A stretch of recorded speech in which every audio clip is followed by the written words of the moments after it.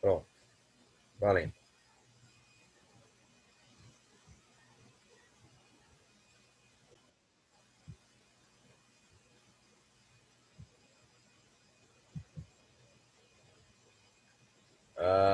Estudo de hoje aí, a gente colocou três temas aí, né? Não dirás falso testemunho, não cobiçarás. E Ellen White era racista ou isso é falso? Ué, mas por que que Ellen White era racista? Você vai colocar dentro desse estudo aí, né? Estamos terminando os 10 mandamentos e aí a gente vai trabalhar com um falso testemunho aí. Tem dito aí que o pessoal tem apresentado que Ellen White era racista e a gente vai verificar esse aspecto aí. Vamos ver se de fato isso procede ou não. Estamos estudando a lei de Deus já há algum tempo, né? Lembrando aí, por fim, que a lei de Deus, ela foi alocada em duas tábuas, a primeira tábua de amor a Deus e a segunda tábua de amor ao próximo. Então, os mandamentos de amor a Deus é não terás outro Deus diante de mim, não farás para ti mais de escultura e nem adorarás, né? Não tome o nome de Deus em vão, e repouse o sábado, que é o dia santo aí, né? Lembra do dia do sábado para santificar. Esses são os quatro primeiros mandamentos de amor a Deus. Quando a gente ama a Deus, a gente guarda esses mandamentos, né? É quanto a isso que se refere aquelas palavras de Cristo, né? Ama ao Senhor teu Deus de todo o teu coração, de toda a tua alma, de todo o teu entendimento. Esses mandamentos sintetizam essas palavras aí.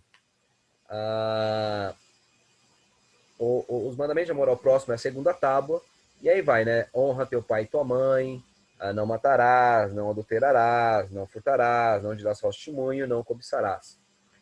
E esses mandamentos são sintetizados na frase, né? Ama teu próximo como a ti mesmo, né? E nós estamos trabalhando já os mandamentos de amor ao próximo, e hoje é o dia da gente ver o nono e o 10º mandamento, né? Que é não dizer falso testemunho e não cobiçar. Vamos começar então aí por não dirás falso testemunho, tá? Peguei alguns textos do Espírito de Profecia para a gente considerá-los, né? Olha só a coisa interessante, o nono mandamento requer de nós inviolável consideração pela exata verdade em toda a declaração. Então Deus quer que nós sejamos amantes da verdade, né? E a verdade é a lei, a verdade é a Bíblia, a verdade é Cristo, a verdade é o Espírito Santo, a verdade é o Pai, né? Então, tudo que está em harmonia com esses pilares aí da verdade, nós devemos professar e dizer com todas as letras aí, né? A língua tão pouco controla, tão pouco controlada pelo ser humano, precisa ser refriada por princípios vigorosamente conscienciosos, pela lei do amor para com Deus e o homem, né? Então, controlar a língua, falando apenas a verdade, falando só coisas para o bem, aí então nós veremos um bom uso aí, né, das palavras. E aí, no outro texto aqui do Patriarcas e Profetas, ela vai elencando aqui diversas formas da gente pecar aí com a língua, né? Aqui se inclui todo falar que seja falso a respeito de qualquer assunto. Então, a mentira, de um modo geral, ela está abarcada aí nesse mandamento, né? Toda tentativa ou intuito de enganar o próximo, a intenção de enganar, é o que constitui falsidade. Nesse aspecto aqui, eu acho que é interessante, né? Existem algumas brincadeiras aí que eu creio que não esteja nesse mandamento. Vamos supor um marido quer fazer uma surpresa para a esposa e ele fala, olha, eu vou ali na escola fazer não sei o que assim assim assado, né? E volto tarde. E aí o cara não vai para a escola e o cara vai. Eu não creio que seja isso que o mandamento esteja se referindo, tá? Porque é a intenção de enganar, maldosa, aí que está pegando, né? Então, o que fere aí a raiz do mandamento tem a ver exatamente com a intenção aí de prejudicar, como é dito nesse texto aí. Continua dizendo assim, ó, a intenção de enganar é o que constitui a falsidade. Por um relance de olhos, por um movimento de mão, por uma expressão no rosto, pode-se dizer falsidade tão eficazmente como por palavras. Né? Então você não precisa se apegar à ideia de não dirás falsamente. Eu não vou falar. Porque se com o rosto você for falso, com certeza você está inserido nesse mandamento. Todo exagero intencional, né? Queridos, também eu não creio que aqui esteja falando da figura de linguagem hipérbole, tá? Existe uma figura de linguagem chamada hipérbole e ela faz parte do nosso dia a dia da vida e não há maldade nenhuma nesse uso da linguagem, né? Embora ele não seja verdade precisa. É aquela mãe que diz para o menino assim, eu já falei com você 1000 vezes. Ó, a mãe pecou, disse falso testemunho, porque ela não falou 1000 vezes. Não, não é isso. É uma figura de linguagem que, embora ela não reflita precisamente a verdade, a intencionalidade dela, ela não é malévola, ela não é, né, é contrária aos princípios da lei de Deus. Lembrando que a lei de Deus não é a lei seca, né? São princípios por detrás desses aspectos e é o ato de ferir esses princípios que se encontra a maldade. Por exemplo, o mandamento lá diz para não matar. Mas ao mesmo tempo você vai encontrar texto na Bíblia. Se o ladrão invadir sua casa e você ferir o ladrão, o sangue do ladrão não vai cair na sua cabeça. Oh, mas matou, e aí? Oh, amigão, as intenções por detrás é que vai determinar o crime e tudo mais. Então é importante a gente olhar o princípio que rege a lei. E não somente o mandamento seco em si, né? Ele é mais profundo e mais amplo. Diz mais aqui ainda, né? Toda sugestão ou insinuação calculada a transmitir uma impressão errônea ou desproporcionada, né? Então, quando a gente passa uma ideia que não é a real, né? E que acaba prejudicando o nosso próximo. Mesmo a declaração de fatos feita de tal maneira que iluda é falsidade. Então, olha só que coisa interessante. Mesmo declarar fatos, tá? Pode cair como quebra desse mandamento. Você declarou um fato, pode cair como uma quebra deste mandamento. Né? Então, a gente tem que tomar cuidado com as intenções que estão envolvidas aí nesse mandamento. A ideia de eu prejudicar o meu próximo, mesmo que seja falando a verdade, constitui falso testemunho. Né? Então você entra ali para contar uma coisa, mas só para ver o circo pegar fogo, Deus te pega aí nesse mandamento. Né? Vamos pensar aqui num exemplo aqui.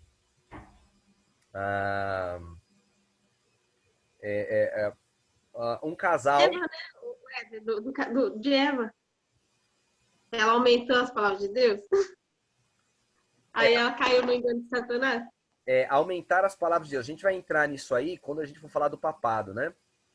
Ela caiu no engano de Satanás exatamente porque acrescentou as palavras de Deus. A gente entra nesse aspecto, você lembra a gente, Rose? Mas um aspecto que eu quero falar é de eu estar dizendo a verdade, mas com maldade. A gente pode usar o exemplo mesmo de Satanás, que você falou aí. Satanás disse para Eva, sereis como Deus, conhecedor do bem e do mal. Ele disse de um jeito que ela pensasse que seria igual a Deus. E na realidade, ele não estava mentindo ao ele dizer que ela seria igual a Deus, conhecedora do bem e do mal. Mas a ênfase na tonalidade que ele deve ter dado, tudo mais, não era na conhecedor do bem e do mal. E que isso seria algo negativo. Não, é que seria algo muito positivo, que ela seria um Deus que acabou iludindo ela. Então, muitas vezes a gente diz a verdade, mas nesse sentido aí. Né? Então, Deus te aloja nesse mandamento. Tá? Então, a ideia de você ser falso, mesmo que você dizendo a verdade, você quebra esse mandamento. Vamos falar assim, um casal, e aí o marido traiu a esposa. Tá? O marido traiu a esposa.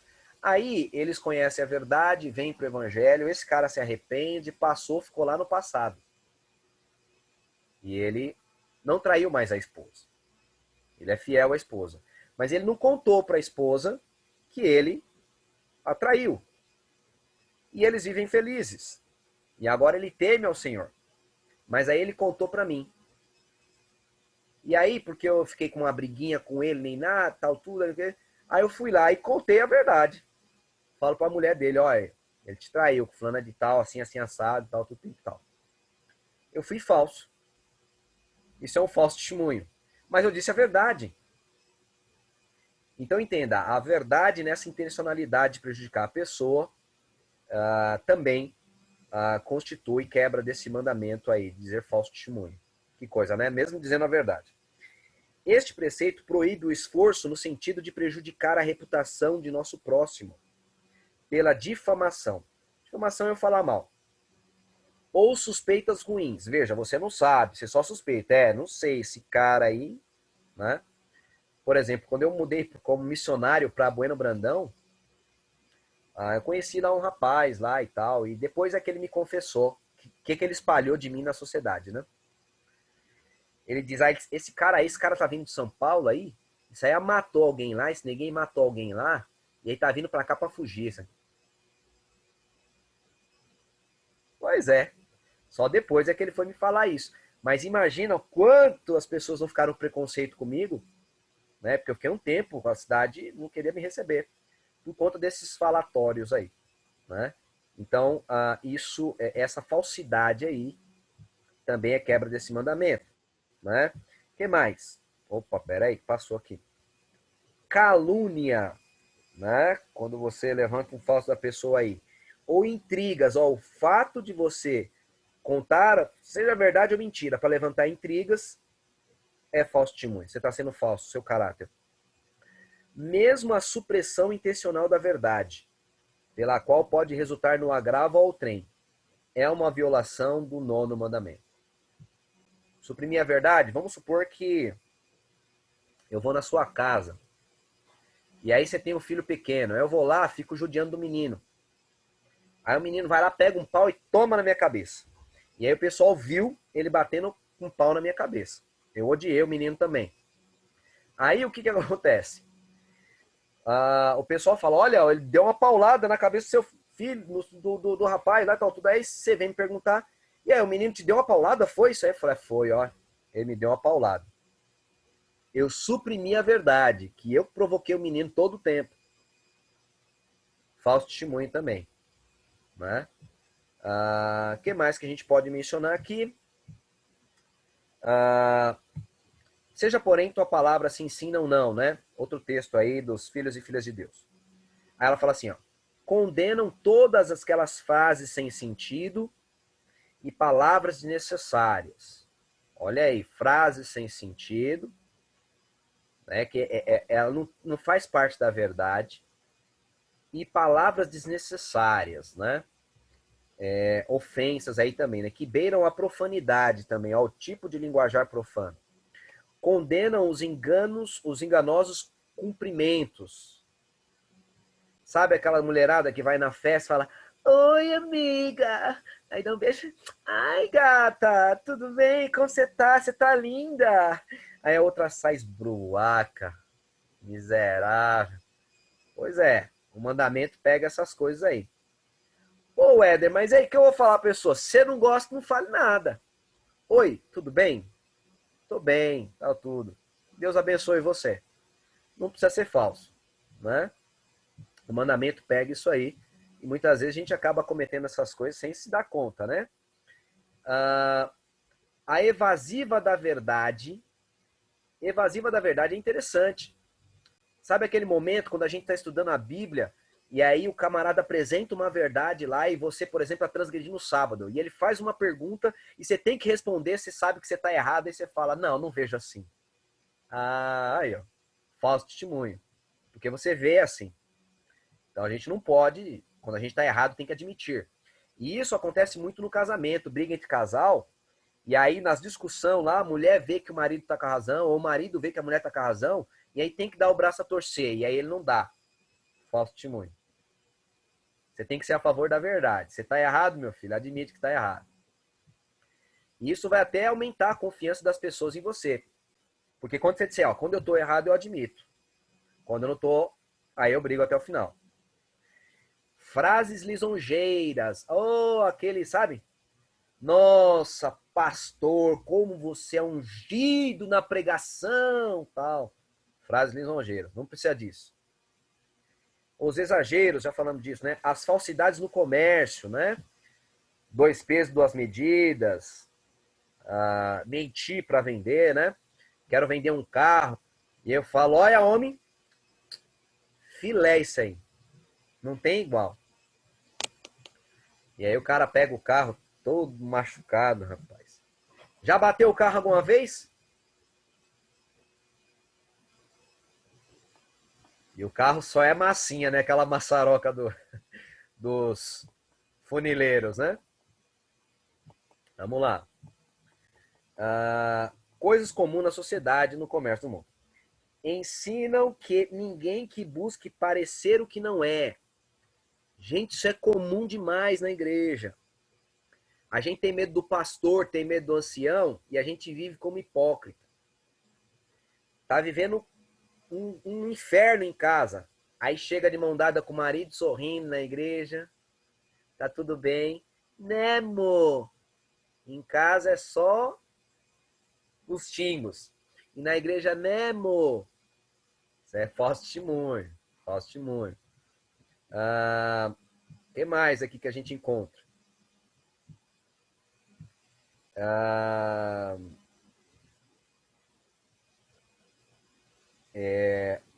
Cujas palavras não exprimam o sentimento real do coração. Ó, falar o que não está sentindo aí pode ser chamado verdadeiro, né? Tudo o que os cristãos fazem deve ser tão transparente como a luz do sol. A verdade é de Deus. O engano em todas as suas múltiplas formas é de Satanás. E assim a gente fecha aí, entendendo aí esses aspectos, né? A gente vê também o falso testemunho na parte do papado, né? Que se diz povo de Deus, mas ó, profecia já fala, né? Que ele tem boca que fala blasfêmia, fala as coisas horríveis aí, né? Profere palavras contra o Altíssimo, como perdoar as mulheres que fizeram aborto. Ele não tem direito de perdoar nada, né? Não é que as mulheres que fizeram aborto não podem ser perdoadas, mas é que ele não tem direito de perdoar. Por que os padres não podem casar? Também, ó, por causa de dinheiro, eles proibiram os padres de casar. E eles dizem o seguinte, não, isso aí é tipo Paulo, tipo Jesus, né? Celibato, né? Então, queridos, o celibato é voluntário, né? Tanto é que o que eles chamam de primeiro Papa, Pedro, né? Que não foi primeiro Papa, mas se ele foi primeiro Papa, foi casado, né? Jesus curou a sogra de Pedro, né? E eles proibiram os padres de casar exatamente para ficar com herança. A gente já viu isso aqui em outro momento, né? Não tem a ver com as leis do Brasil, mas tem a ver com as leis lá da época. O mandamento, né? Ele fala, né? Se você não é possível se controlar, que se case. É melhor casar do que viver queimando em paixão aí, né? É a orientação bíblica de Paulo. E ele diz assim, ó, e Jesus, entrando na casa de Pedro, viu a sogra desse que estava jazendo em febre. Olha, se ele tinha sogra, que ele era casado. Né? E a Bíblia fala que um ancião deve ser marido de uma só mulher. Né? Então é bem interessante esse aspecto que nos mostra, né, que o servo de Deus, o bispo aí, deve ser casado, né, um ancião. Papado aí falando que se for difícil encarar a doença aí, né, se é difícil confiar na misericórdia de Deus, recorra a Maria, né? Então, isso é outra mentira. Maria está morta, né? Faleceu. Foi uma serva de Deus, tremenda, virgem. Depois se relacionou com José somente. Depois que ele faleceu, continuou fiel a Deus aí, e serva de Deus. Mas ela se regozija em Deus, o Salvador. E se Cristo salvou ela porque era pecadora e ela faleceu. Nenhum verso da Bíblia diz que Maria foi elevada ao céu aí, né?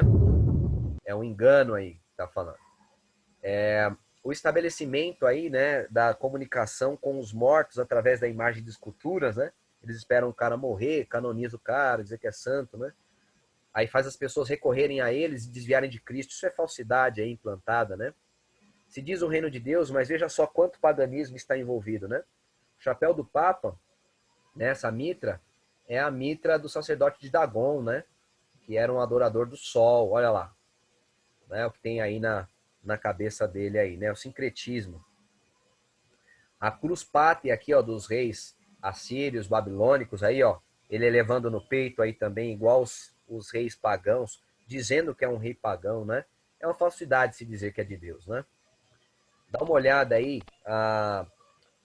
que o rei assírio aí, Ashurnasirpal, e aí nós temos aqui, ó, ele tem coroa e aí tem coroa o Papa aqui, ó. Sai uma faixa da coroa dele, sai uma faixa da coroa do Papa. Ele tem a cruz pátria no peito, ele pôs a cruz pátria no peito, né? Ó o sol na mão, ó o sol na mão, né? Então, a gente percebe com clareza aí, né, todo o simbolismo do paganismo e se dizendo de Deus. Então, a gente tem que ficar atento e a gente precisa alertar o mundo a respeito disso. Deus levantou a igreja Adventista do sétimo dia a fim de mostrar as verdades aí da palavra de Deus, do Apocalipse, e que deixa claro aí nas profecias quem é a besta do Apocalipse, que é o papado, né? Ele também falava da indulgência, né, que é aquele papel que é conferido às pessoas para perdão dos pecados, né? Isso é uma falsidade, né? Perdão dos pecados só vem por meio de Jesus e arrependimento sincero, né? E até hoje eles estão entregando indulgências, tá? Aqui em 2013 ele veio aqui no Brasil até, ó, entregar indulgências, tá? Então, se quando a gente peca, a gente ofende a Deus, tem que pedir perdão só para Deus. E os padres não podem perdoar nada. Então, esse negócio de confessar para padre que peca igual você, isso não existe na Bíblia. Você deve confessar a Deus os seus pecados e só confessar os pecados ao próximo quando o pecado é diretamente com o próximo, né?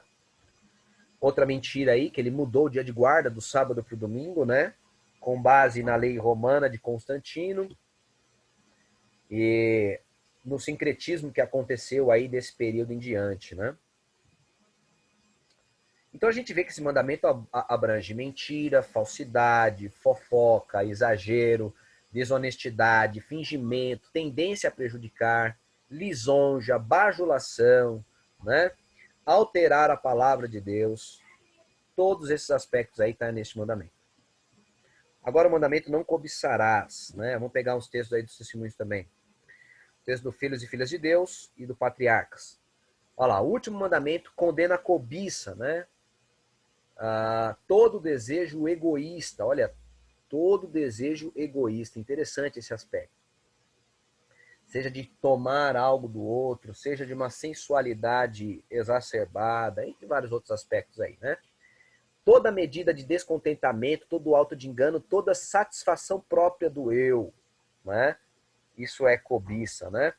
Produz o fortalecimento e o desenvolvimento de um caráter que destruirá a imagem de Cristo no ser humano e cerra-lhes as portas da cidade de Deus. Vai se perder o cobiçoso.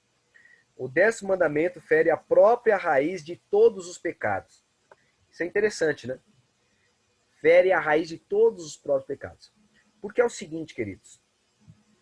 Quando a gente tem Deus, a gente tem tudo que a gente necessita. Tenho Deus, tenho tudo que eu necessito.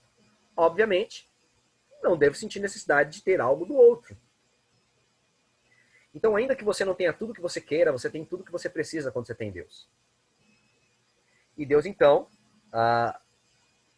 põe isso relativo a todos os mandamentos. Se você já tem ele, você não vai ter outros deuses, nem fazer imagem de escultura.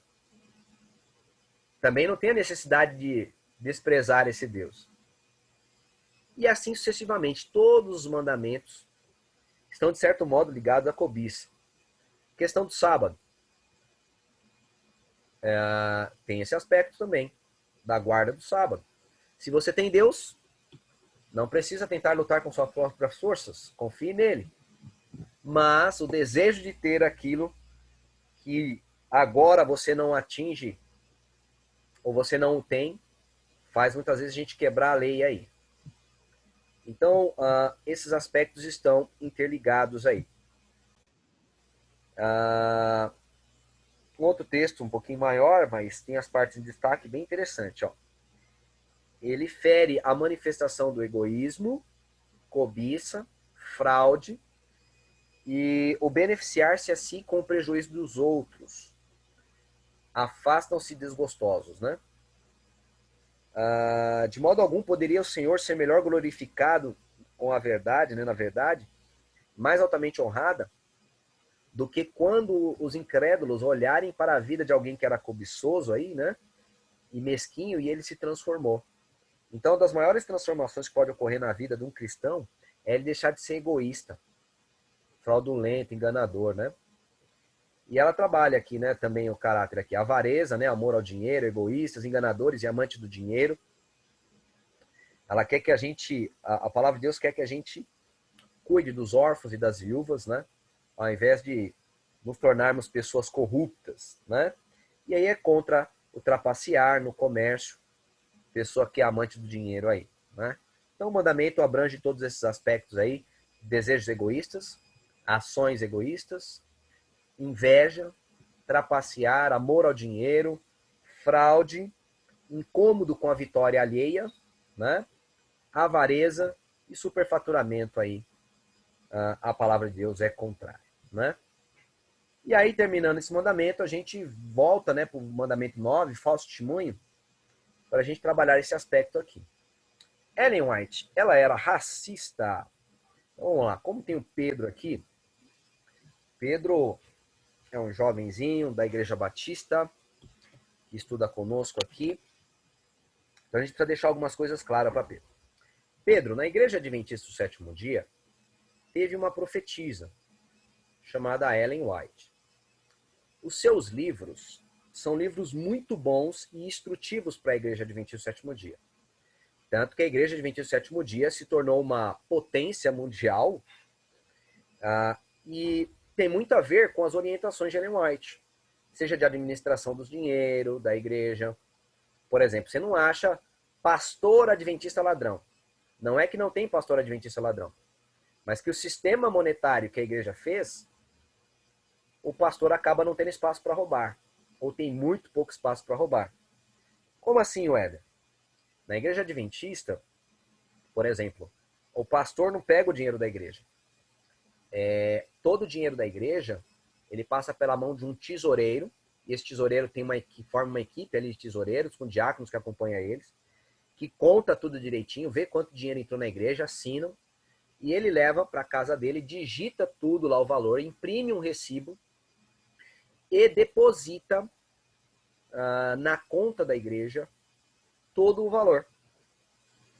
E aí o valor tem que bater com o valor que ele assinou e com o valor que ele digitou. Para que é o recibo? O recibo é para você saber, se controlar quanto que você devolveu naquele dia ou não. E o recibo também é para que, se você não gostar da igreja e falar, eu quero meu dinheiro de volta, você pode entrar em contato com a igreja, tal, tudo. Às vezes vai ter que ir para um litígio judicial, porque muitas vezes não confere o que está acontecendo ali e tal, mas a igreja vai devolver o seu dinheiro. Tem mais. Esse dinheiro que vai para uma conta central, de lá paga-se o salário do pastor. Então o pastor, o dinheiro que entra na igreja não é do pastor, é da igreja. E o pastor só recebe o salário dele.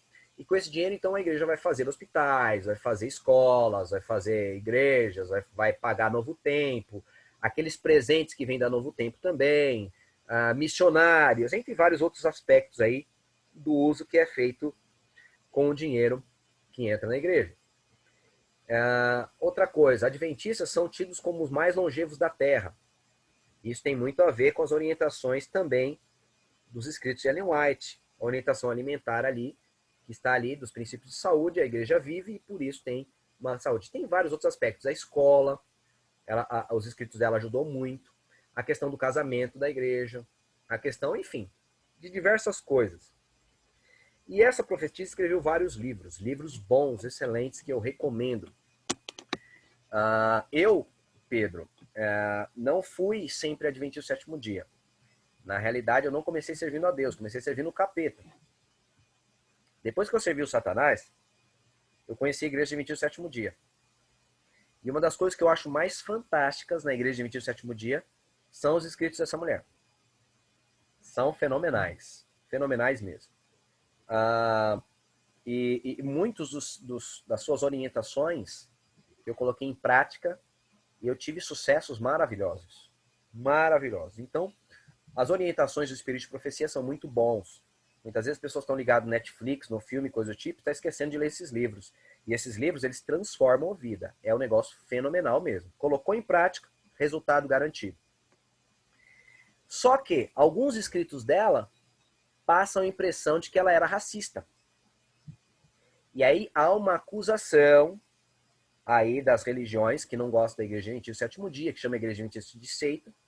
Há algumas acusações de que Ellen White era racista. Será que essa acusação procede? Nós vamos ler. Vamos ler vários textos dela, inclusive os textos que são apresentados para acusá-la como racista. E a gente vai entender todo o contexto e vamos prosseguir aí. O que Ellen White pensava sobre o negro, a escravidão, o preconceito e como Deus enxerga o branco e o negro. Vamos verificar isso aí. Olha o primeiro texto aí. Ó. Ela critica a crueldade da escravidão. Ó. Se um deles, por vingança ou autodefesa, ousasse levantar a mão para o seu proprietário, toda a família do ofensor poderia ser cruelmente sacrificada. O mais leve erro, acidente ou descuido eram muitas vezes punidos sem misericórdia. Tornavam seus escravos miseráveis vítimas do capricho e da tirania. E a tendência de todo o sistema era desesperadamente degradante. Então ela está fazendo uma crítica aqui à escravidão e aos senhores desses escravos. Olha só o que ela fala também em outro livro. O 8º mandamento condena o furto de homens e tráfico de escravos. Ela era anti-escravagista. Olha um outro texto aqui, ó. Os ignorantes e os sábios, os ricos e os pobres, os gentios e os escravos, os brancos e os pretos, Jesus pagou a aquisição de sua alma. O nome do homem de cor é escrito no livro da vida, ao lado do homem branco. Todos são um em Cristo. Então veja que ela não trata com diferença, como se eles fossem seres inferiores, né? Nascimento, posição, nacionalidade ou cor não pode elevar ou degradar os homens. Então eu não sou melhor ou pior que você por conta do meu nascimento, da minha posição, da minha nacionalidade ou da minha cor. O caráter é quem faz o homem. Então, se o homem é negro, é amarelo, é branco, é vermelho, mas ele tem caráter, ele é um bom homem, é servo de Deus, filho de Deus. Se ele é negro, branco, amarelo, preto, vermelho, mas não tem caráter, ele não presta. Então, é o caráter que determina quem você é, o seu status. Se um pele vermelha ou um chinês ou um africano dá o coração a Deus em obediência e fé, Jesus o ama nada menos por causa da sua cor. Não é a cor que vai fazer o amor de Jesus diminuir. Então veja que esses textos, uma pessoa que é racista não vai escrever os textos assim. Vamos ver mais. Quando for derramado o Espírito Santo, os corações humanos amarão como Cristo o amou. E a barreira da cor será considerada por muitos de maneira bem diferente daquela que é considerada agora. Deixa eu só arrumar esse aqui, porque ele está um pouquinho afastado. Olha que coisa interessante. Quando nós formos cristãos de verdade, quando o Espírito Santo nos batizar, segundo ela, nós não olharemos as pessoas com o preconceito que temos agora por conta de cor. Então é bem interessante esse aspecto aí, porque demonstra que ela está falando assim, ó, a pessoa que não tem o Espírito Santo é que trata o ser humano com base na barreira da cor. É a falta do Espírito Santo, é não ter o Espírito Santo da vida, que faz com que haja racismo e preconceito. É o que ela escreve. E ela continua mais aqui, ó. Chama eles de amados de Deus e próximos, os negros, olha lá. De todas as classes, elevadas e humildes, ricos e pobres, negros e brancos, serão arrojados na escravidão mais injusta e cruel. Está falando dos servos de Deus no final do tempo. E ela fala, os amados de Deus passarão dias penosos. E dentre os amados de Deus estão os negros ali. Ela continua.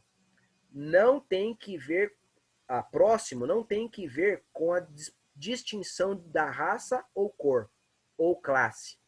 Nosso próximo é todo aquele que necessita de nosso auxílio. Agora, pelos textos que a gente acabou de ler, parece que Ellen White não é racista, parece que ela é anti-escravagista, ela é contra o preconceito racial, ela vê o negro como filho de Deus, concorrente da salvação, como qualquer um outro ser humano, amado por Jesus, da mesma forma que o branco, e declarou que os negros estarão entre os fiéis no tempo do fim e que irão para o céu. Então, ela não parece racista por esse texto que acabamos de ler. Contudo, os críticos não pensam assim. Afirmam que Ellen White era racista de alta ordem. Seguem agora os textos que eles usam para dizer que Ellen White é racista. Então, agora, a gente vai ler os textos que parecem que Ellen White era racista. Vamos dar uma olhada agora nesses textos para a gente ver se isso é um fato ou uma ilusão.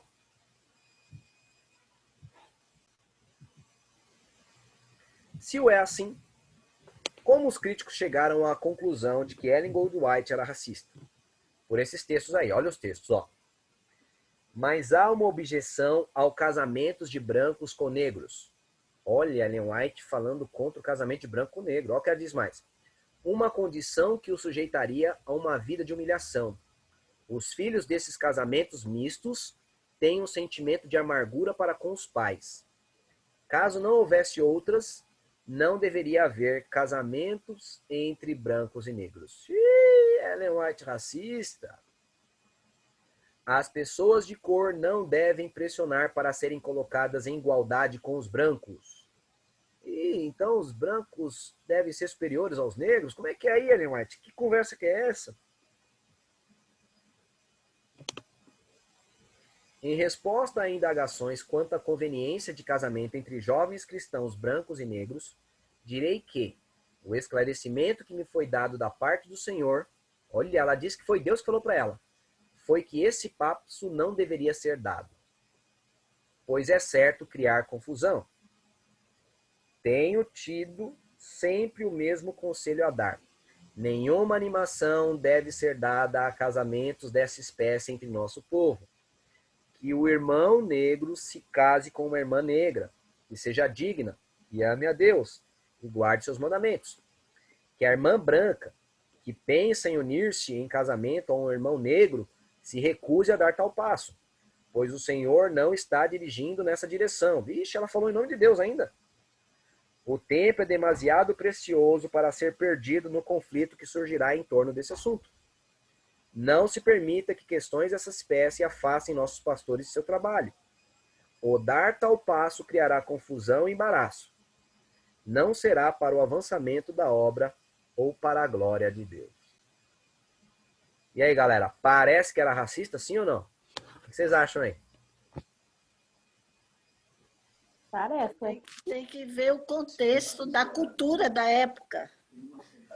Havia muito preconceito racial naquela época, então, para evitar problemas, foi que ela deu esse conselho. Tem que analisar a cultura.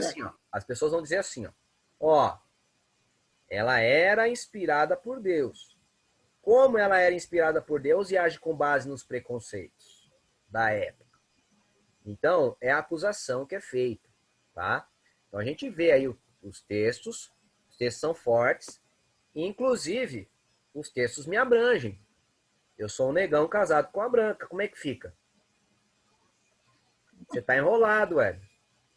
Você acabou de ler um texto que não era para dar esse casamento aí, meu filho. E sendo orientação do Senhor, né?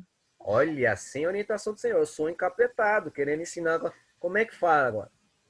Então, queridos, nós vamos compreender isso. Isso que a Cristina falou é preciso. Contexto. Mas a gente vai ver todo o contexto, vai entender direitinho. E vocês vão compreender que ela não é racista. E depois eu vou até falar com vocês. Eu acho que vocês vão daria o mesmo conselho que ela. Vocês vão prestar atenção aí. Vamos lá. Primeiro, eu quero ensinar para vocês princípios de hermenêutica. O que é hermenêutica? Hermenêutica é a ciência da interpretação. E quando você aplica as regras de hermenêutica para entender um texto, você está fazendo exegese. Exegese é você tirar do texto, de fato, a verdade que ele está te passando. Então, olha as regras. Olha que coisa interessante. Ó. Primeiro, qual o contexto da passagem? Segundo, que acontecimentos exatamente levaram o texto a este ponto? Que acontecimentos levaram ela a escrever esse texto? Será que tendências importantes tiveram alguma influência na passagem ou em parte do seu conteúdo? Existem passagens paralelas, outras passagens dela, que talvez não passem essa ideia? Sob quais condições históricas, a passagem parece ter sido escrita? Poderia a passagem ter sido escrita também sob condições históricas bem diferentes? Se não, por que elas não poderiam? Stuart Fee, eles escreveram o Manual de Exegese Bíblica. É usado no curso de teologia para você aprender a fazer exegese, para entender melhor a Bíblia. Só que essas regras servem para a interpretação de qualquer texto histórico. Qualquer texto. Você olhar o contexto pode fazer toda a diferença. Vamos dar um exemplo aqui. Ó. A palavra escravo. A palavra escravo no tempo bíblico é diferente da palavra escravo em 1500 no Brasil.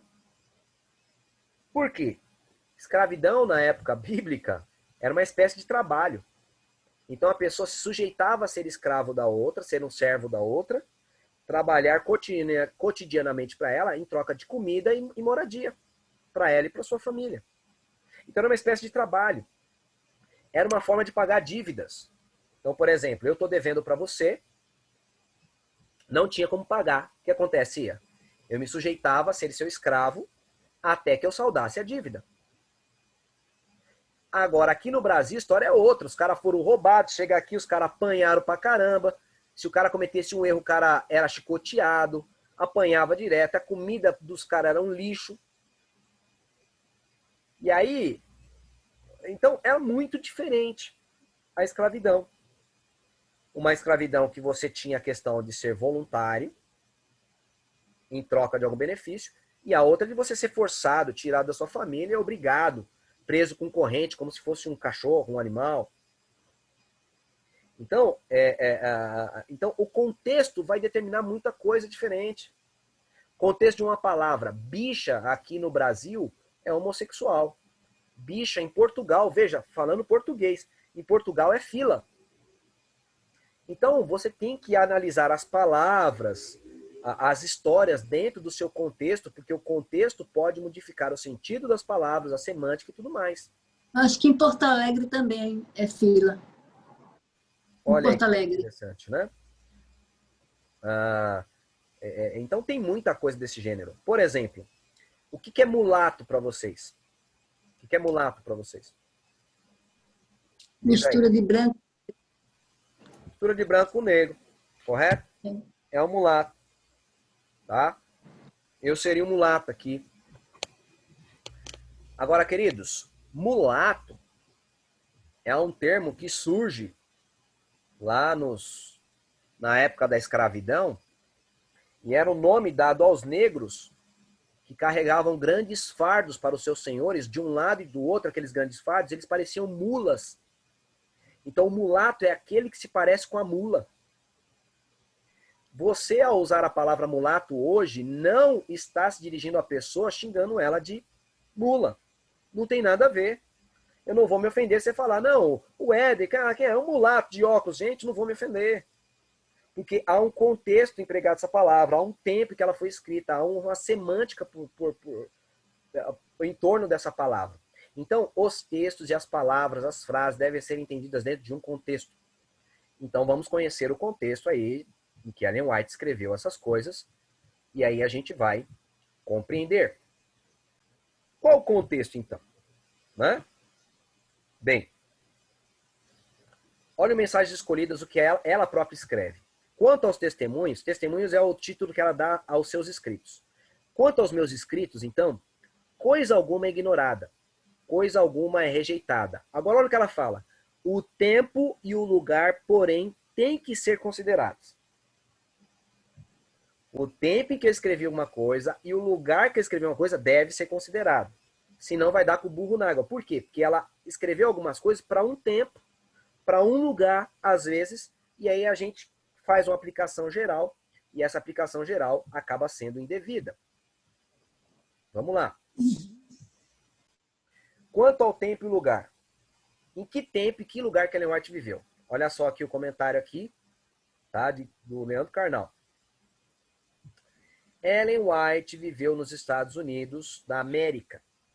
Em que tempo? No tempo da Guerra da Secessão, que foi de 1861 e 1865. O que é essa Guerra da Secessão? Guerra da Secessão é que nos Estados Unidos também tinha escravatura. Tá? Então, os negros eram escravos lá. Foram levados para a América do jeito que os meus irmãos chegaram aqui no Brasil também. Na época da Guerra da Secessão, o que motivou a Guerra da Secessão? O Norte era habitado por algumas pessoas que começaram já a achar esse negócio da escravidão ruim.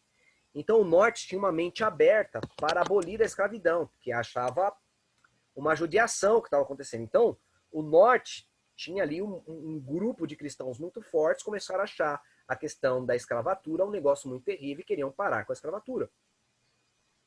Em especial, um homem chamado Abraham Lincoln. Ele não era todo livre de preconceito. Por exemplo, ele não queria que o negro mandasse no branco. Ele também não apoiava o casamento entre branco e negro. Mas ele odiava a escravatura. E aí ele ganha as eleições. E quando ele se torna presidente dos Estados Unidos, ele abole a escravatura. Só o fato dele ter ganhado já gerou uma bagunça intensa. E aí, quando ele promulga essa lei, é aí que explode mesmo. Então, de 1861 a 1865, houve uma guerra entre o Norte e o Sul. Por quê? Porque o Sul dos Estados Unidos, a mão de obra era escrava. E não somente, muitos escravos nem queriam deixar de ser escravos porque era o jeito deles se sustentar. Não sabia fazer outra coisa. Tinha medo de sair, sabe? Que nem passarinho quando você cria.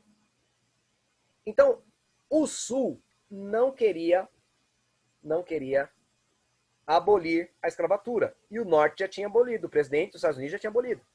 Então, o Sul declarou guerra contra o Norte, dizendo que haveria de se separar dos Estados Unidos. Fizeram uma confederação dos Estados do Sul e queriam se separar dos Estados Unidos. E aí, então, houve uma guerra sangrenta entre o Norte e o Sul dos Estados Unidos. Milhares de mortos, gente, milhares de mortos. É nesse período que começam as discussões de alguns irmãos cristãos dizendo, tá errado esse negócio de escravatura, tá errado esse negócio de racismo, tem que unir branco com negro, vamos casar com negro. Mas olha, nesse meio aí. Vamos ver aqui como é que estava o contexto mais.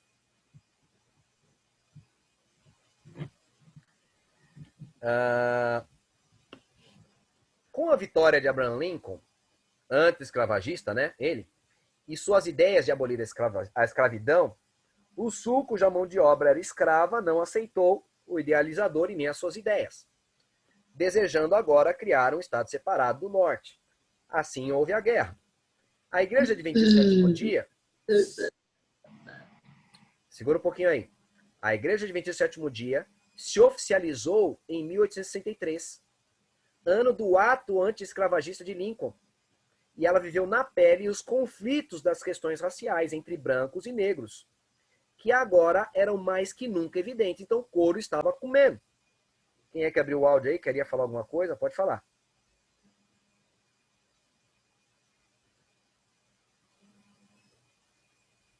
Acho que foi sem querer, né?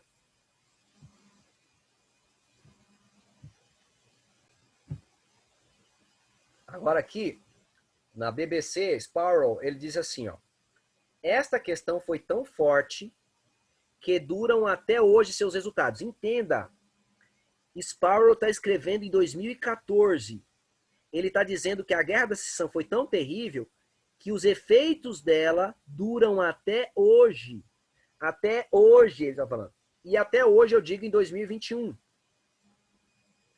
Veja lá as brigas lá do Black Lives Matter. Os caras negão levantando a mão lá. O que você acha que é aquilo, galera? É tudo reminiscência desde aquele período da escravidão.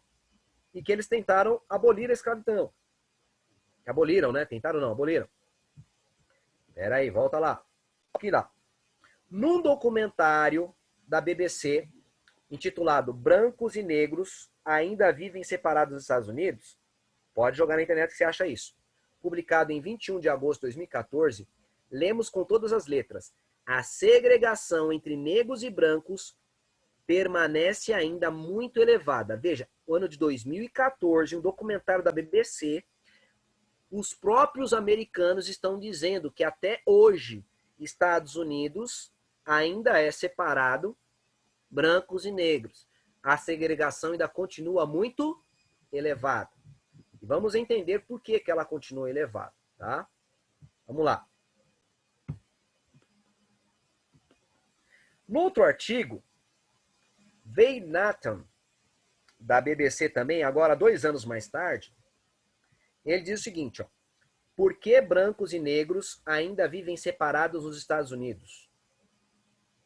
Vemos que as leis dos estados ainda hoje, 2016, ainda hoje, têm decretos para criar bairros e cidades separadas racialmente. E se a separação de brancos e negros ainda é um problema, o que se dirá do período de transição entre o século XIX e XX, lá a época lá de Ellen White? Então entenda, se hoje, nos Estados Unidos, os bairros são separados por lei, como assim por lei? A gente vai mostrar aí para vocês. A lei lá de imóveis é o seguinte, vamos supor, tem lá uma imobiliária. Aí eu entro lá, sou um negro, com dinheiro. Eu quero comprar um apartamento aí, quero comprar uma casa, beleza? Onde? E eu falo um bairro branco. Sabe o que eles falam? Cara, não tem nenhuma casa lá. Sabe onde a gente vai ter? Aí mostra o bairro negro. Lá no Bronx. A lei impede eles vender. Se eles venderem, eles quebraram a lei. Aí eles sofrem sanções legais. Eles sofrem sanções legais. Hoje, a lei é assim. Tem bairro de branco e o bairro de negro. Até hoje. Imagina naquela época. Fala aí, quem quer falar alguma coisa? Fala aí, Cristina. E se for um casal misto, um negro casado com a branca, aí tem que morar no bairro negro? A lei de imóveis se diz para não fazer isso. Mas como hoje é permitido o casamento, a gente vai ver a lei que foi permitido o casamento. Inclusive, o Dia dos Namorados hoje tem a ver com isso. A abolição da proibição do casamento, que era proibido o casamento nos Estados Unidos, interracial. Como hoje é permitido, como é que vai acontecer? Você é branca, compra lá a casa. Depois você pode casar com o negro. Mas não se pode vender a casa para o negro. Deu para entender? Qual o sistema? Complexo. Continuando. Que conselhos Deus daria por meio de Ellen White a um casal misto de jovens que estavam pensando se casar naquele contexto? Queridos, ó, naquela época, depois da abolição da escravidão, nos Estados Unidos se formou um grupo chamado Ku Klux Klan. A gente pode chamar aqui de KKK para a gente facilitar. A Ku Klux Klan eram brancos, guerreiros que se reuniram em sociedades secretas para matar negros. Então, se o negro chegava no bairro dele, eles matavam. Era um grupo forte.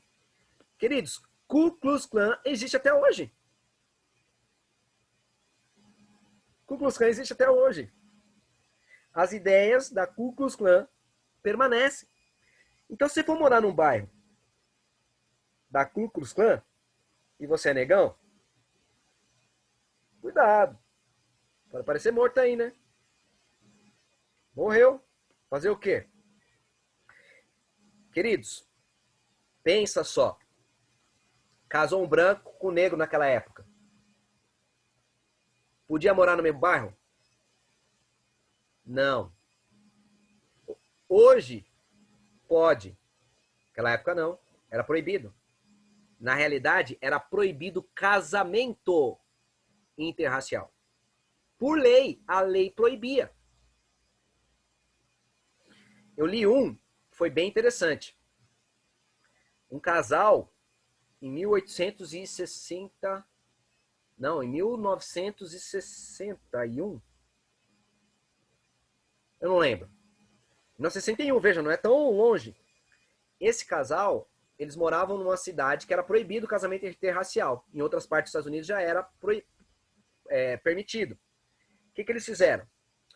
Mudaram, se casaram lá em outro lugar e depois vieram morar naquele lugar que era proibido o casamento. O xerife invadiu a casa dele, falou que pegou os dois na cama. Quem é essa mulher que está aí do seu lado? É minha esposa. Mostrou a certidão de casamento na parede. Falou assim, ó. Isso não vale nada aqui nessa cidade. Ou vocês se separam, ou cai fora daqui, porque senão o couro vai comer. E eles tiveram que sair de lá. E aí foi por causa desse casal que ano mais tarde fizeram a lei permitindo o casamento. E você vai ver a idade, você vai ver a época. Vamos lá então. Prosseguir mais aqui.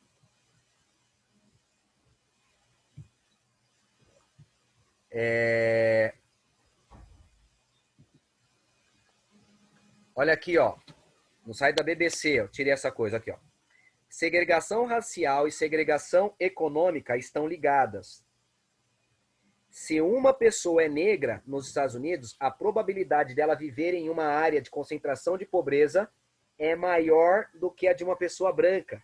Exatamente porque os bairros são setorizados racialmente. Não é uma questão de escolha ou acaso. Não é ele que escolhe ou foi um acaso. Não. Políticas habitacionais antigas evitavam de forma ativa que os negros vivessem em certas áreas. Por exemplo, leis antigas. Aqui está uma foto da lei que eles mostram aí. Esse artigo é de 2016. Tá? E aí você vai ler aqui, ó. Nenhuma parte de uma terra, né, ou herdade conveniada deverá ser usada, ocupada, ou vendida, né, ou desfeita, não sei o que é demissa, transferida, conveniada a, ou confiada a, ou perdida, ou alugada, ou dada a negros. Tá aqui, ó, é a lei. É a lei. Vamos ver mais. Com o uso destas práticas e de outra conhecida pela palavra em inglês de blockbusting, na qual corretores de imóveis se especializavam em transformar áreas de brancos em áreas de negros. a segregação continuou. Então, havia os corretores de imóveis que eram especializados nisso, já em fazer setorização. E isso era legal, era lei. A lei ali, vocês acabaram de ler a lei. Essa lei, galera, 1930 ali, aquela lei.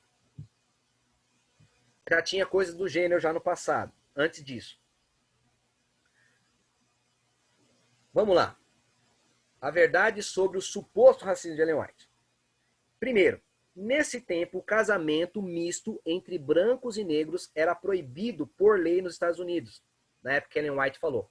E veja, eu estou usando um texto de 2004. E as leis de 1861 e 63 de Abraham Lincoln atacavam a escravatura, mas ela não fazia nada com a proibição de casamento misto, como afirmou Cliff em 2016. Ou seja, se Ellen White dissesse pode casar negro com branco, ela está dizendo pode quebrar as leis dos homens. E aí, gente, quais eram os resultados? Não era só prisão, não. Espancamento, morte, separação. Era um bocado de coisa. E era esse o contexto em que aqueles textos foram escritos. Diz mais aqui. A declaração de emancipação de Lincoln não conseguiu acabar de repente com a humilhação da raça negra. Ela também não impediu a violência contra os negros. Ao contrário, motivou até mesmo a criação de sociedades secretas, como a Ku Klux Klan, que estabeleceram como objetivo manter a hegemonia branca no sul do país. Uma prova do êxito desse tipo de organização é que somente em 1967 foram anuladas as últimas leis de proibição de casamentos mistos. Só em 1967 foi abolida a lei que proibia casamento interracial. Então, Ellen White não podia legalmente dizer casa, porque ia dar só problema para a igreja e para os irmãos da igreja. Morte e separação. Simples assim. Vamos verificar mais. Olha aí, ó. Abraham Lincoln opunha-se à escravidão, mas desaprovava o direito ao voto para os negros e os casamentos birraciais. Então, o presidente, em 1861, não apoiava nem o casamento birracial. Era ilegal. Olha lá. Uma prova do êxito desse tipo de organização é que somente em 1867 foram anuladas as últimas leis de proibição a casamentos mistos. Legalização de casamento entre brancos e negros nos Estados Unidos completa 50 anos. Veja, em 2017 completou 50 anos. Porque ela foi feita em 1967. Então era proibido o casamento, por lei, entre negros e brancos. Em 12 de junho de 1867, é aqui que vai contar a história que eu falei para vocês, né? Por unanimidade, os 12 de junho, aí que vem o Dia dos Namorados, ó. Por unanimidade, os 9 juízes do Alto Tribunal decidiram a favor do casal Loving e declararam inconstitucionais as leis que proibiam o casamento interracial, então vigentes em 16 dos 50 estados americanos.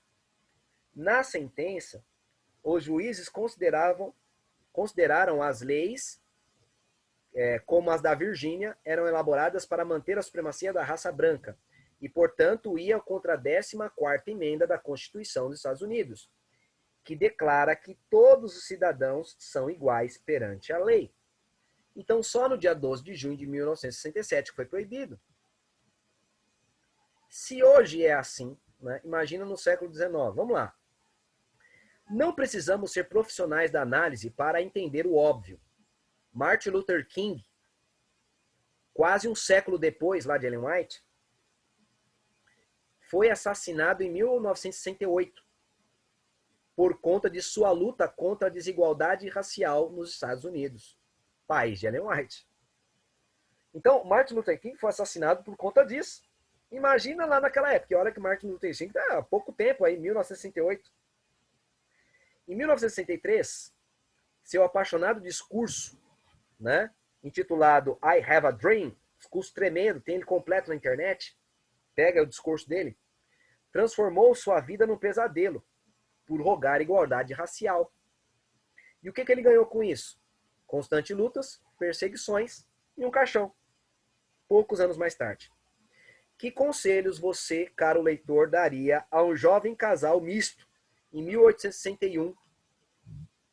Contexto racista muito mais difícil que a época de Luther King. Que conselho você daria no lugar de Ellen White? Aos jovens da igreja, vamos casar negro com branco naquela época. Que conselho você daria? Não casa. Não casa. Não dá. Não dá. Ó, se casasse branco com negro, entra o cristianismo ali. Aí, o bairro percebesse, mandava o negro embora para um lugar de branco, ou matava ele. Mandava o branco para um lugar de negro, se fosse um lugar de negro. E os filhos, que não nascem nem preto nem branco. O branco, ele é preto. O preto, ele é branco. Então tinha muitos órfãos naquele período, muitas viúvas, muitos viúvos, por conta de mortes dos seus pais. Então o casamento interracial não deu. Não deu. E Ellen White, orientada por Deus, falava, não, não é. E aí você percebe isso no texto dele, no contexto. Por quê? Porque os homens que acusam Ellen White, eles tiram essas frases do contexto. Quando você lê todo o contexto, você vai verificar. Ela fala, isso vai causar muita confusão. Então não é o momento. Vamos lá.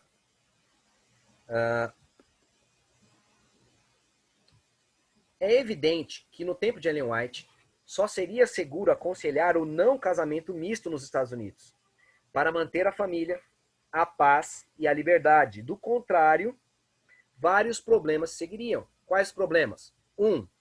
Por quebrarem a lei de proibição a casamentos mistos, o casal poderia ser preso, deixando sua descendência abandonada a outros ou a orfanatos. 2. O casal poderia separar-se por conta da segregação, indo cada um habitar entre os de sua raça, criando órfãos e divórcios compulsórios a favor da vida. 3. Filhos mistos tinham dificuldade entre os brancos por serem considerados negros e tinham dificuldade entre os negros por serem considerados brancos. 4. Como um dos dois, ou o casal, às vezes era morto por preconceito, muitos se tornaram órfãos e viúvos por causa do racismo. Assim, gente, o conselho mais sábio foi o que ela escreveu em sua época. Por isso, nos Estados Unidos, segregado, dividido, Ellen White aconselhou: homens de saber e influência têm de ouvir a mensagem. Não só brancos, mas negros, homens negros dotados de habilidade, hão de aceitar a fé. Estes hão de trabalhar para o seu próprio povo, porque não dava para um branco trabalhar com o negro trabalhar com o branco. O Senhor considera com compaixão as criaturas por eles criadas. Não importa a que raça pertençam. Como brancos e negros não se suportavam ali, questão de convivência e tudo mais, e jamais brancos tolerariam um negro como seu professor ou pastor, naquele contexto, era melhor que cada um trabalhasse por seu próprio povo e a obra avançaria, ganhando almas, evitando conflitos. Senão ficaria no conflitos e a obra não avança. Olha os textos dela e as partes em destaque. Que nós, como cristãos que aceitam o princípio de que todas as pessoas brancas e negras são livres e iguais, adotemos este princípio e não sejamos covardes. Então entenda, ela falando, nós temos que adotar o princípio de que todos são iguais, negros e brancos. Devemos tratar as pessoas não brancas com o mesmíssimo respeito com que tratamos as brancas.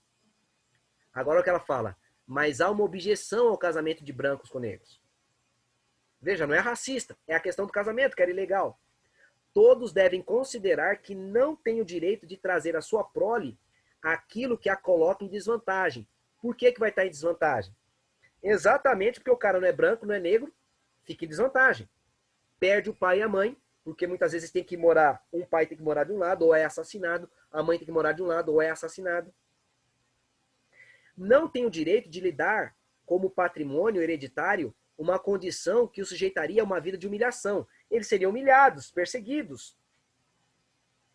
Como nós vimos aí no artigo 2014, o camarada falando que a lei de Abraham Lincoln não acabou com a humilhação dos negros. E até agora não acabou. Os filhos desses casamentos mistos têm um sentimento de amargura para com os seus pais. Por que ele fala? Por que meus pais casaram? Para me trazer esse problema aí. Agora eu não posso ficar com meu pai. Agora eu não posso ficar com a minha mãe.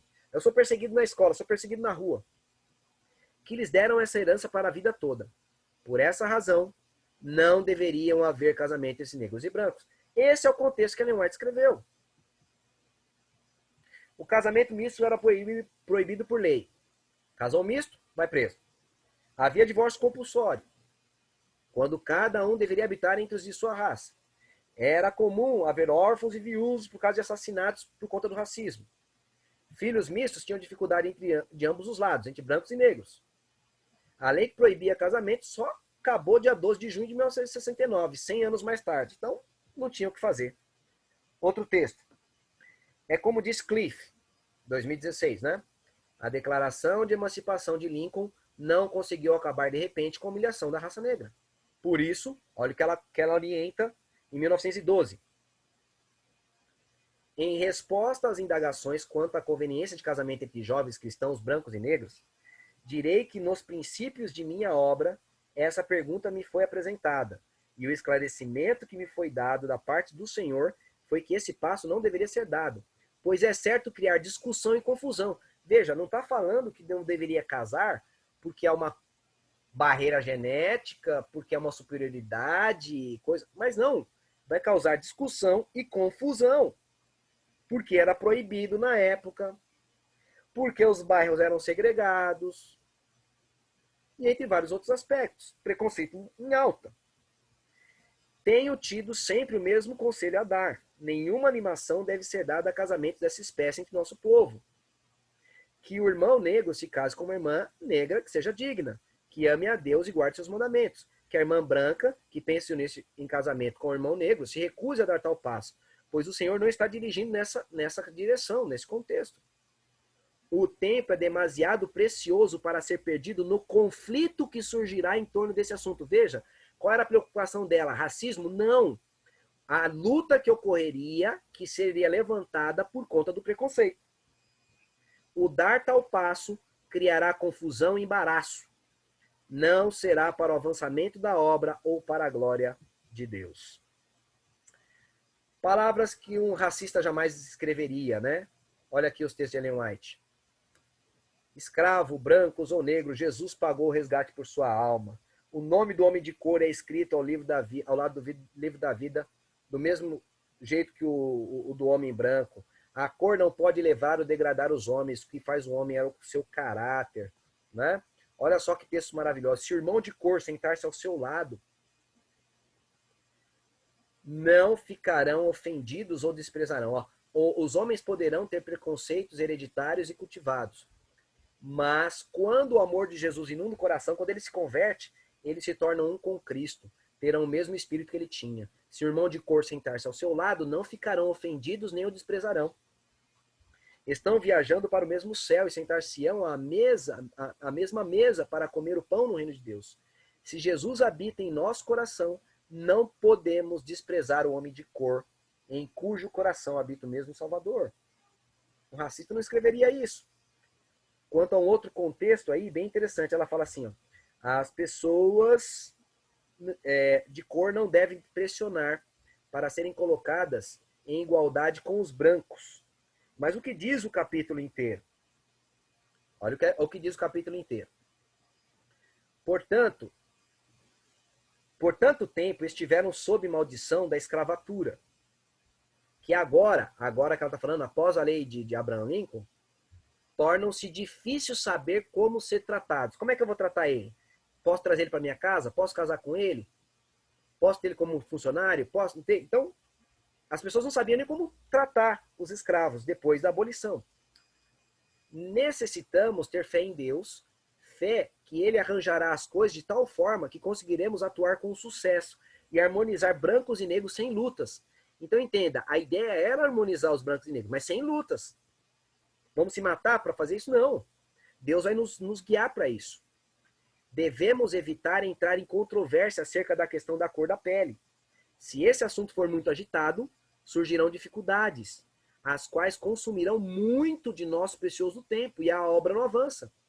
Não podemos estabelecer uma linha definida ao lidarmos com essa questão. Não dá pra gente falar, vai ser assim, assim, assado.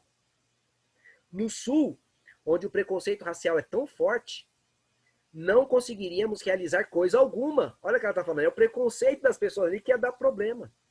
Ninguém é capaz de definir com clareza a posição adequada das pessoas de cor negra naquele tempo de guerra interracial. O parênteses aqui é meu, tá? Coloquei aqui, o parênteses é meu. As pessoas de pele negra não devem insistir em serem colocadas na posição de igualdade com a pele branca. O relacionamento entre as duas etnias tem sido um assunto de difícil tratamento. Então, o negro começar a falar, não, agora eu vou mandar no branco. Aí não vai dar certo. Temo que prossiga sendo um problema causador de dificuldades. Tanto quanto possível, deve ser evitado tudo aquilo que suscite o preconceito das pessoas brancas. Tanto é que os preconceitos das pessoas brancas levou a Ku Klux Klan, que matava negros. Existe o perigo de se fechar a porta, impedindo que assim que os obreiros brancos prossigam seu trabalho em alguns lugares do Sul. Por quê? Porque alguns obreiros brancos estavam trabalhando entre os negros. Se começa agora a luta racial, todo branco seria expulso, e os missionários também. Então, queridos, é todo esse o contexto de que tratou Ellen White, né? Ainda não chegou o tempo de trabalharmos como se não existisse preconceito. Ela está falando de um tempo que chegaria, que nós trabalharíamos como se não existisse preconceito, mas ainda não chegou o tempo na época dela. Cristo disse, portanto, sede prudentes. Se perceberem que, ao fazer certas coisas que lhes parecem perfeitamente corretas, vão atrapalhar o avanço da obra de Deus, evitem praticar tais coisas. Paulo explicou isso. Paulo falou assim, ó, eu não tenho problema nenhum de comer carne sacrificada ao ídolo, mas isso vai causar problema para o meu irmão, então não vou comer. Para o meu irmão não se escandalizar. Temos de sentar-nos como aprendizes aos pés de Cristo, a fim de que ele nos ensine a vontade de Deus e para que saibamos como trabalhar em favor de pessoas brancas e negras no campo sulino. Que ninguém entre em controvérsia. Controvérsia está falando é racial. É o objetivo de Satanás que os cristãos se envolvam em debates uns com os outros. E aí os críticos tiram apenas as frases que competem a eles e rejeitam todo esse contexto. Né? Logo, em 1963, 100 anos após Lincoln ter feito lá a questão da escravatura, abolido, a luta dos negros por liberdade, igualdade e direitos ainda está longe do fim. Isso aqui está sendo afirmado em 2016. Então, os Estados Unidos continuam ainda a luta. Só em 1867 poderia casar branco com negro. Foi abolida a lei, que proibia casamento interracial. Se até hoje há segregação naquele país, onde há bairros pobres de negros, né, e os de brancos, imagina naquela época. Se ali ainda existe a Ku Klux Klan hoje, imagina naquela época. Se os Estados Unidos ainda é um lugar onde até a maçonaria é dividida entre lojas para brancos e negros, você vai ver que a maçonaria hoje é dividida ainda na loja de brancos e a Prince Hall. A Prince Hall é a loja de negros. Então, por exemplo, o Barack Obama, Prince Hall. B.B. King, lá, Prince Hall. Porque são negros. Até hoje são separados. Você imagina naquela época. Estamos falando aqui de um século atrás. O que poderia Ellen White aconselhar há mais de 100 anos, quando a ferida da segregação estava ainda mais purulenta e inflamada? Devemos, portanto, chegar à conclusão que Ellen White era racista. É necessário desconsiderar passos simples da hermenêutica básica, menosprezando o contexto político, sociocultural, o lugar, Estados Unidos ali, né? E agir de má fé, selecionando os textos ali que te apetecem, né? para a gente fechar com esse texto de Ellen White, tem sido erigidos muros de separação entre brancos e negros. Esses muros de preconceitos ruirão por si mesmos, como aconteceu com os muros de Jericó, quando os cristãos obedecerem à palavra de Deus. Então ela faz uma crítica aos cristãos de sua época e demonstra que ela torce para que esse muro acabe, mas na época dela o muro ainda não tinha acabado. A qual recomenda que tenha o supremo amor, seu Criador, e amor imparcial. E aí a gente coloca aqui a bibliografia que a gente usou para esse estudo aí. Que Deus abençoe cada um de vocês. Neste momento vocês têm a oportunidade de fazer alguma pergunta. Fala aí, Pedro. Na parte dos pastores negros impedindo o avanço da igreja, não podia ter, eu entendi que foi um conselho dela, tipo, na parte do casamento, mas especificamente na igreja, se uma pessoa é preconceituosa, ela não é de Deus, e ela não tem amor ao próximo. Então, ela seria apenas um número na igreja, não exatamente um cristão. Então, não sei se ela ajudaria muito, porque, sei lá, ela acaba indo por ir, e não porque ama a Deus ou o próximo. Então, não sei se isso atrapalharia no avanço da igreja, talvez até ajudaria. Não, amigo. Olha só o contexto que atrapalharia no avanço da igreja. Na época, era proibido, por lei, casamento entre negros e brancos. Quando um negro se perdia com a sua bicicleta e entrava no campo do branco, ele era morto. Era isso que acontecia. Havia um grupo de brancos chamado Ku Klux Klan, que existe até hoje. E o grupo se levantou para matar negros e manter a hegemonia branca. Então, se naquela época, não é agora, lá naquela época, você casasse um branco com um negro, ia ser problema. Por que ia ser problema? Exatamente porque a comunidade, que não necessariamente era da igreja, a comunidade não era a igreja. A igreja estava na comunidade. A comunidade, ela não permitia o casamento por lei. E quando isso ocorria, era um horror. As pessoas eram perseguidas, apedrejadas e mortas. Há alguns filmes, Pedro, e eu sugiro que você busque aí filmes dessa época. Digita aí na internet, tipo, filmes de negros, né? Lá do passado, filmes da Ku Klux Klan, e você vai entender o porquê que o conselho era sábio. Então, naquele período, era algo que não dava para acontecer. E isso só pôde acontecer depois de 1967, que a lei foi abolida. Então as pessoas não seriam presas, nem coisas do tipo. Não sei se você entendeu. Entendeu o contexto? Entendi, não... Dentro da igreja, eu entendi essa parte que da igreja está na comunidade, mas eu não sei se não poderia ter pastores negros dentro da igreja. Não, amigo. Tinha pastores negros. Você não entendeu. Sim, mas para negros. Então, pastores negros pastoreavam negros. Pastores negros não pastoreariam brancos. Os brancos não aceitavam. Eles não podiam morar e nem se relacionar lá. Era só uma relação com o cidadão da sua comunidade. Então imagina assim, ó, Pedro. Eu sou negro e você é branco. A lei dos Estados Unidos até hoje estabelece bairros de brancos e bairros de negros. Hoje pode um negro morar no bairro de branco, mas naquele período, não. Então, como é que um negro pastorearia um branco se o branco mora em outro bairro? E o branco não aceita a liderança do negro? Entendeu? Entendi, agora eu entendi. Esse era o ponto. Esse era o ponto. Alguns pastores brancos trabalhavam entre os negros. Porque os negros, como acostumados já a vida toda a entender o branco como superior, Então os brancos recebiam pastores negros. E recebiam ajuda desses pastores negros e tudo mais. Só que... Né? Só que... Os negros... Eram os negros que recebiam os pastores brancos. Sim. Não eram os brancos que recebiam os negros. Não, branco não. Não dava.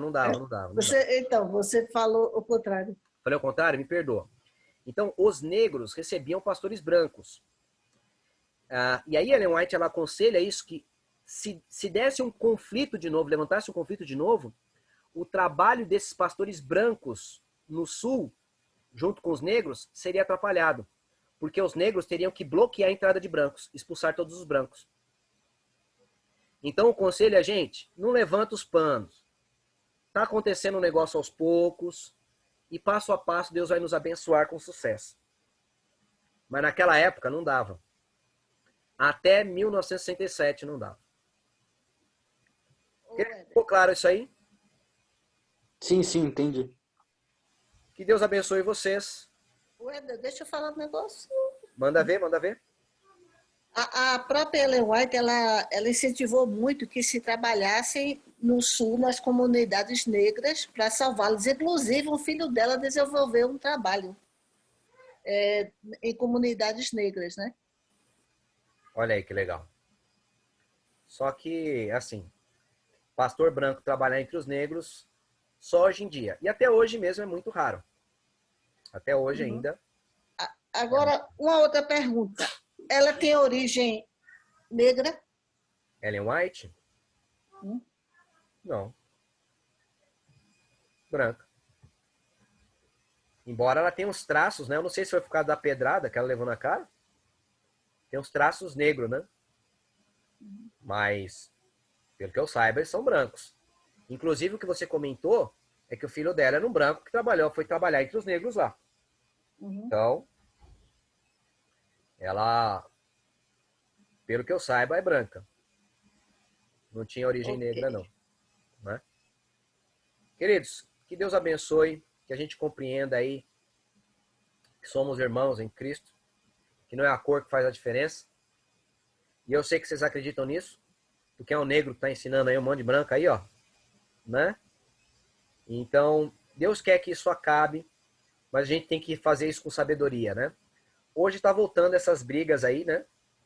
Black Lives Matter, né? Vidas negras importam. Para Deus não é vidas negras importam. Para Deus é todas as vidas importam. Que esse seja o lema da igreja e que Deus abençoe cada um de vocês. Queridos, nós vamos orar para encerrar. Querido e bom Deus, maravilhoso Pai, queremos agradecer porque o Senhor nos deu esclarecimento. E pedimos a Deus mais esclarecimento, pedimos Teu Espírito Santo, para que não sejamos preconceituosos, racistas, xenofóbicos, não tratemos com indiferença ninguém, nem homossexual, nem mulher, nem negro, nem branco, nem indígena, nem chinês. Que nosso coração seja um coração de Cristo, que trate as pessoas com amor. Pedimos tudo isso por sua misericórdia e graça, em nome de Jesus. Amém. Amém.